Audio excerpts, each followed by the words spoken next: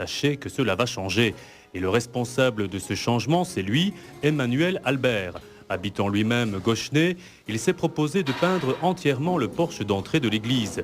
Depuis 2 mois, il s'est mis à la tâche en utilisant la technique de la peinture à fresque. Petite explication. Ça vient du mot fresco. En italien, ça veut dire frais. Donc on peint dans un enduit de chaux, dans un mortier de chaux, quand il est encore frais.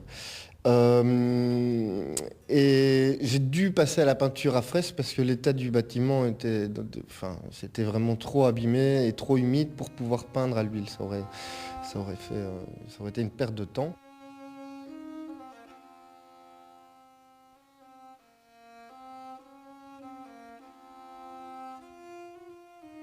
La technique de la fresque, Michel-Ange lui-même l'utilisait. Bon, ici, ce n'est pas la chapelle Sixtine, mais par contre, Emmanuel Albert s'est inspiré de fresques du Vatican pour peindre le plafond.